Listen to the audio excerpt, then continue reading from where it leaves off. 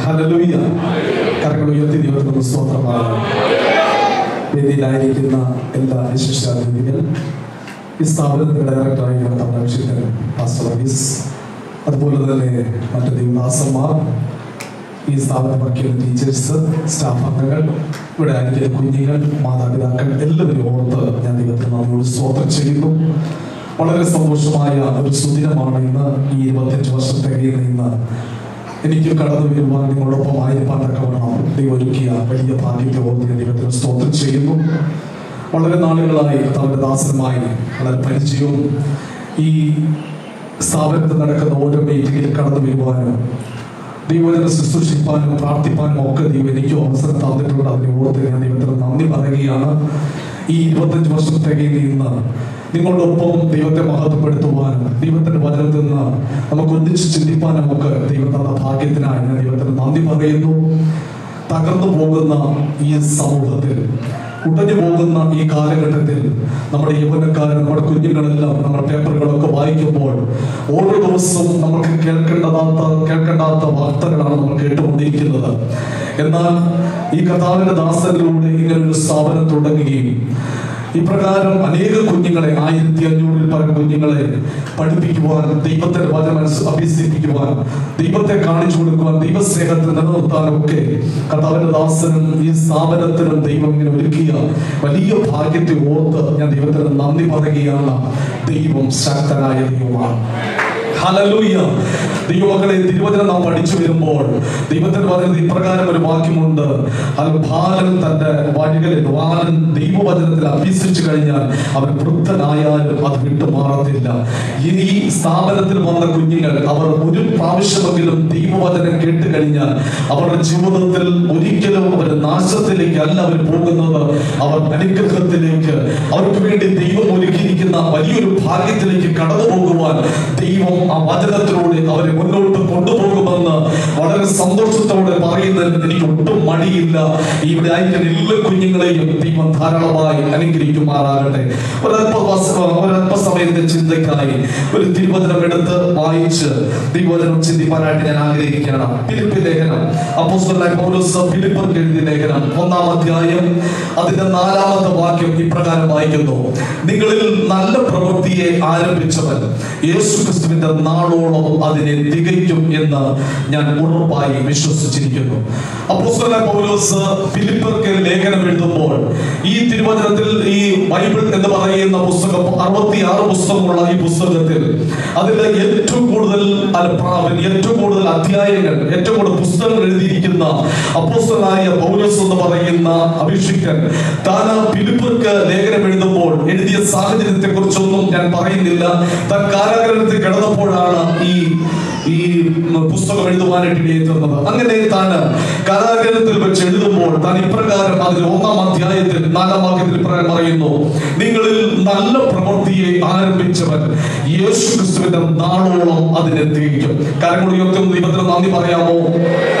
നമ്മൾ ഓരോരുത്തരും പ്രവൃത്തി ആരംഭിക്കുന്ന ഒരു ദൈവമുണ്ട് എന്നുള്ള കാര്യം ഇന്ന് പകൽ മറന്നു പോകരുത്. നമ്മൾ ചിന്തിക്കുന്ന പോലെ, നമ്മൾ ആഗ്രഹിക്കുന്ന പോലെ ഒരിക്കലും നമ്മുടെ ഇഷ്ടത്തിനല്ല നമ്മൾ ഓരോ ദിവസമായി തീരുന്നത്. ദൈവം നമ്മളിലെല്ലാം ഒരു പ്രവൃത്തി ആരംഭിക്കുന്നുണ്ട്. രണ്ടാമത്തെ കാര്യം ശ്രദ്ധിക്കണം, ദൈവം ആരംഭിക്കുന്ന പ്രവൃത്തി അതൊരു നല്ല പ്രവൃത്തിയാണ്. മൂന്നാമത്തെ കാര്യം ചിന്തിക്കണം, ദൈവം ഒരു പ്രവൃത്തി ആരംഭിച്ചു, അത് നല്ല പ്രവൃത്തിയാണ്. മൂന്നാമത്, അത് വഴിവെച്ച് തീർക്കുന്ന ഒരു ദൈവമല്ല, അത് തികയ്ക്കുന്ന ദൈവമാണ്. കരങ്ങൾ ഉയർത്തിക്കത്തവരെന്ന് സ്തോത്രം പറഞ്ഞാട്ടെ. എന്നെ കേൾക്കുന്ന പ്രിയ സഹോദരങ്ങളെ, ആത്മാവിൽ ഒരൊറ്റ ദൂത് ഞാൻ വിളിച്ചു പറയാം. ആരെങ്കിലും ഇന്ന് പകൽ ഇവിടെ ഭാരത്തോടോ വേദനയോടോ നിരാശയോടെ ആയിരിക്കുന്നുണ്ടെങ്കിൽ, നിങ്ങളുടെ ജീവിതത്തിൽ ഒരു നല്ല പ്രവൃത്തി ചെയ്യുന്ന ഒരു സർവശക്തനായ ദൈവമുണ്ട് എന്നുള്ള കാര്യം ഈ പകൽ മറന്നു പോകരുത്. വളരെ വർഷങ്ങൾക്ക് ശേഷം, വളരെ വർഷങ്ങൾക്ക് മുമ്പ് തവരദാസൻ പറഞ്ഞു കേട്ടിട്ടുണ്ട്, താൻ ഈ ദേശത്തൂടെ മദ്യത്തിനും മയക്കുമരുന്നിനും അടിമപ്പെട്ട് ആർക്കും വേണ്ടാതെ ഒറ്റയ്ക്ക് ഒരു ഭ്രാന്തനെ പോലെ നടന്ന അവസ്ഥയിൽ ദൈവത്തെ തനിക്ക് കണ്ടുമുട്ടുവാൻ അവസരം ദൈവം കൊടുത്തു. ദൈവത്തെ കണ്ടുമുട്ടി തന്നിൽ ദൈവത്തിന്റെ പ്രവൃത്തി ആരംഭിച്ചു കഴിഞ്ഞപ്പോൾ അനേക കുഞ്ഞുങ്ങളെ പഠിപ്പിക്കുവാൻ, അനേക കുഞ്ഞുങ്ങൾക്ക് വെളിച്ചം പകരുവാൻ, അനേക കുടുംബങ്ങൾക്ക് ആശ്വാസം കൊടുക്കുവാൻ, അനേകരെ നാശത്തിൽ നിന്ന് വലിച്ചെടുക്കുവാൻ ദൈവം തന്നിൽ ഒരു പ്രവൃത്തി ആരംഭിച്ചു. അത് ഇന്നും തുടർന്നു കൊണ്ടുപോയിക്കൊണ്ടിരിക്കുകയാണ്. ഈ 25ാമത്തെ വർഷവും ഇത് ഇത്രത്തോളം മനോഹരമായി ദൈവം തീർക്കുന്നത് ദൈവം തന്നിൽ ഒരു പ്രവൃത്തി ആരംഭിച്ചത് കൊണ്ടാണ്. ഇന്ന് പകൽ വിളിക്കുന്ന കുഞ്ഞുങ്ങളോട് ആത്മാവിൽ ഞാൻ ദൂത് വിളിച്ചു പറയാം, നിങ്ങളെല്ലാം ദൈവത്തിന് ഒരു പ്രവൃത്തി ആരംഭിക്കാനുണ്ട്.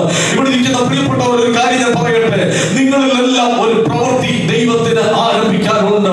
ആ പ്രവൃത്തി സാധാരണ ഒരു പ്രവൃത്തിയല്ല, നാശമായ ഒരു പ്രവൃത്തിയല്ല. ആ പ്രവൃത്തി നല്ല പ്രവൃത്തിയാണ് എന്നുള്ള കാര്യം മറന്നു പോകരുത്. നിങ്ങളുടെ അടുത്തിരിക്കുന്നവരുടെ കരങ്ങൾ പിടിച്ചിട്ട് ഇപ്രകാരം ഒന്ന് പറഞ്ഞാട്ട്, ദൈവം നിങ്ങളിൽ ഒരു നല്ല പ്രവൃത്തി ആരംഭിച്ചിട്ടുണ്ട്. ഹല്ലേലൂയ.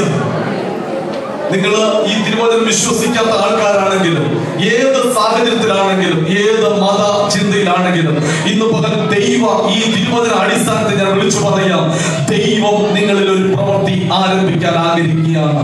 എങ്ങനെ ദൈവത്തിന് നമ്മളിൽ ഒരു പ്രവൃത്തി ആരംഭിക്കാൻ കഴിയും? ആര് കർത്താവേ എന്നിലൊരു പ്രവൃത്തി ആരംഭിക്കണമെന്ന് ആഗ്രഹിക്കുന്നു, അവന്റെ മേൽ പ്രവൃത്തി ആരംഭിക്കാൻ ദൈവം റെഡിയായി നിൽക്കുകയാണ്. ഹല്ലേലൂയ. ദൈവവചനത്തിൽ ഇപ്രകാരം പറയുന്നു, അവനെ കൈക്കൊണ്ട് അവന്റെ നാമത്തിൽ വിശ്വസിക്കുന്ന ഏവർക്കും ദൈവമക്കളാകുവാൻ ദൈവം അധികാരം കൊടുത്തു. എന്നെ കേൾക്കുന്ന പ്രിയമുള്ളവരെ, ഈ പട്ടണത്തിൽ, ഈ ദേശത്ത് നിങ്ങളായിരിക്കുമ്പോൾ നിങ്ങളിൽ ഒരു പ്രവൃത്തി ദൈവത്തിന് ചെയ്യണമെന്ന് ദൈവം ആഗ്രഹിക്കുകയാണ്. ഈ നശിച്ചു പോകുന്ന ലോകത്തിൽ, അതൊക്കെ തകർന്നു പോയിക്കൊണ്ടിരിക്കുന്ന കാലാവസ്ഥയിൽ, തകർന്നു പോയിരിക്കുന്ന സമൂഹത്തിൽ, ദൈവത്തിന് നിങ്ങളിലൂടെ ഒരു പ്രവൃത്തി ആരംഭിക്കണം. ആ പ്രവൃത്തി നല്ല പ്രവൃത്തിയാണ് എന്ന് ദൈവം എന്നിൽ കൂടെ നിങ്ങൾ കൂടെ ആഗ്രഹിക്കുകയാണ്. പിടിക്കുന്ന ഓരോ കുഞ്ഞുങ്ങളോടും ഇന്ന് പറഞ്ഞ വിളിച്ചു പറയാം, നിങ്ങളെയൊക്കെ ഭാവി ഏറ്റവും അനുഗ്രഹമായി തീരണമെങ്കിൽ നിങ്ങൾ ഇവിടെ ഇരിക്കുമ്പോൾ തന്നെ ദൈവസന്നിധി നിങ്ങൾ സമർപ്പിക്കുക. ദൈവത്തോട് പറയുക, കർത്താവേ എന്നിൽ ഒരു പ്രവൃത്തി അങ്ങ് ചെയ്യണം. ഇവിടെ ഇരിക്കുന്ന പ്രിയപ്പെട്ടവർ ഞാൻ പറയട്ടെ, ദൈവത്തോട് പറയുക, ദൈവമേ എന്നിൽ ഒരു പ്രവൃത്തി ചെയ്യണം. ആ പ്രവൃത്തി നമ്മൾ ആരംഭിക്കുമ്പോൾ അത് നല്ലതായി തീർക്കുവാൻ തക്കവണ്ണം പരിശുദ്ധനായ ദൈവം നമ്മുടെ കൂടെ ഇരുന്ന് ആ വഴി നടത്തും എന്നുള്ള കാര്യം ഈ പകൽ മറന്നു പോകരുത്. അത് വിശ്വസിക്കുന്നവർ ദൈവത്തിനൊന്ന് സ്തോത്രം പറഞ്ഞാണ്. യിരെമ്യാവ് പുസ്തകം 18-ാം അധ്യായത്തിൽ ഇപ്രകാരം ഒരു വാക്യമുണ്ട്. യിരെമ്യാവ് എന്ന് പറയുന്ന പ്രവാചകനെ ദൈവം ഇപ്രകാരം യിരെമ്യാവിനോട് പറയുന്നു, യിരെമ്യാവേ നീ കുശവന്റെ ഭവനത്തിലേക്ക് കടന്നു പോകണം. എന്തിനു വേണ്ടിയിട്ടാണ് കടന്നു പോകേണ്ടത്? കുശവന്റെ ഭവനത്തിൽ ചെന്ന് കഴിഞ്ഞപ്പോൾ യിരെമ്യാവിനെ കാണാൻ കഴിഞ്ഞ ഒറ്റ കാര്യമാണ്, കുശവൻ കളിമണ്ണിൽ വേല ചെയ്തുകൊണ്ടിരിക്കുകയായിരുന്നു. കുശവന്റെ വേലയും കുശവനെ നോക്കിക്കൊണ്ടിരുന്നപ്പോൾ യിരെമ്യാവിന് പഠിക്കാൻ പറ്റിയ ഒരൊറ്റ കാര്യമാണ്, തന്റെ കയ്യിലിരിക്കുന്ന പാത്രം അത് ഈ കുശവന്റെ കയ്യിൽ ചീത്തയായി പോയ പാത്രം കുശവനെടുത്ത് അടുത്ത സ്ഥലത്തേക്ക് വലിച്ചെറിയുകയല്ല ചെയ്തത്. കുശവൻ ആ പാത്രം ഉടച്ച് അത് നല്ലൊരു പാത്രമായി, തനിക്ക് ഇഷ്ടമുള്ള ഒരു പാത്രമായി മെനയുവാനായിട്ട് തുറന്നു. ഇന്ന് എന്നെ കേൾക്കുന്ന പ്രിയമുള്ളവരെ, ദൈവവചന അടിസ്ഥാനത്തിൽ ഞാൻ വിളിച്ചു പറയാം, നിങ്ങൾ തകർന്ന അവസ്ഥയിലാണെങ്കിൽ, നിങ്ങൾ ഉടഞ്ഞ അവസ്ഥയിലാണെങ്കിൽ, ഇന്ന് പകൽ കുശവനായ ഒരു ദൈവം ഇതിന്റെ മധ്യത്തിൽ വന്നിട്ടുണ്ട്. പണിയാൻ കഴിവുള്ള സർവശക്തനായ ഒരു ദൈവം ഇതിന്റെ മധ്യത്തിൽ വന്നിട്ടുണ്ട്. ആ ദൈവത്തിന്റെ അടുക്കലേക്ക് നിങ്ങളെ സമർപ്പിക്കാൻ കഴിഞ്ഞാൽ, നിങ്ങളെ ഉടച്ചു വാർത്ത് നിങ്ങളൊരു മാനപാത്രമാക്കി തീർക്കുവാൻ ആ ദൈവം ഇന്നും ശക്തനാണെന്നുള്ള കാര്യം ദൈവവചന അടിസ്ഥാനത്തിൽ ഞാൻ വിളിച്ചു പറയുകയാണ്. കുശവന്റെ അടുക്കൽ ചീത്തയായി പോയ പാത്രം കുശവൻ അതിനെ വലിച്ചെറിഞ്ഞ് കളയുകയല്ല ചെയ്തത്.